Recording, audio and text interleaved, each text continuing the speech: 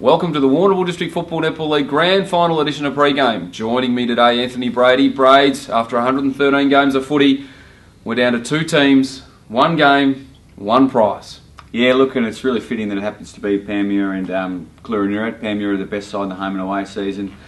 Cluraniurat have dominated the finals, so yeah, it's going to be a ripping game, massive crowd. You think both have really big, passionate followings, and I think it's going to sometimes grand finals can be a bit of an anti-climax. I mean, the result never is, but the game itself is. I think this one's going to be a cracker. Well, when you look at the two teams, Cluraniurat, this is their fifth consecutive grand final, aiming for 4 consecutive premierships, and that is an astonishing record in itself. But don't forget, I guess, it wasn't all that long ago that Panmure were up there for a number of years. Yeah, look, Panmure won flags in 01 and 02, so but they haven't been there since. They've been thereabouts, so it's been a decade since Panmure have actually got to the grand final. So, you know, let alone win a premiership.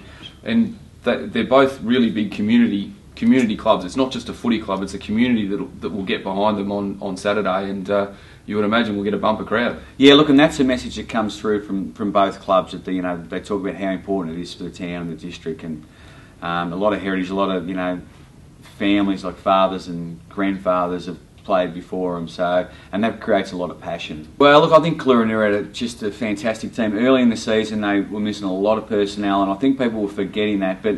Ben Canard's a brilliant coach, and he's got his best players playing their best footy at the right time of the year. Braids, both sides have got some pretty important players who really need to fire. Yeah, look, they have. I think Panmure are a very traditional football side. They've got Gary Robertson, full forward, Bandit centre-half forward, or as a floating forward, and Roach at centre-half forward. So they rely on them big guys taking some big grabs.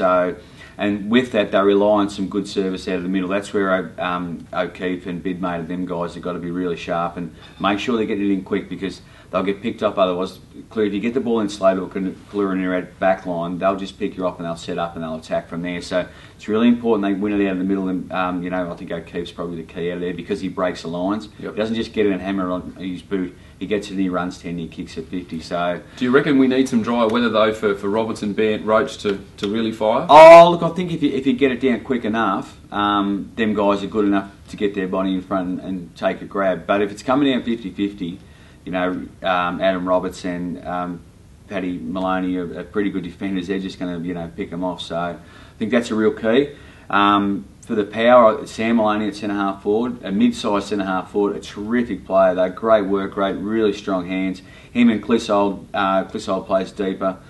They're the real keys. And but I think probably the guy who's the most important player for the power is Timmy Attrell, which is he's only come in late in the year, but he can play forward, he can play back, he can play tall and small, he can just about do anything, and he's just a perfect player who just seems to bob up all the time in the big games for him. So I think he's a real key, actually. And then you've got your obvious JAS and medal winner, Corey Rounds. Yeah, Rounds is a bit like, I suppose, the Powers version of O'Keefe. Probably, probably not as polished as O'Keefe, but he's super quick out of the middle, and when he gets a clearance, it's a really high quality clearance where, again, he carries the footy and he kicks it a long way. So they're the sort of clearances you want, especially on a big ground. Of course, the action at Reed Oval on Saturday will be fast and furious. But of course, we've also got the Hampden Football Netball League semi-finals this weekend on Saturday over at Victoria Park, Koroit. We've got minor premier Warrnambool versus Cobden. That's going to be a belter.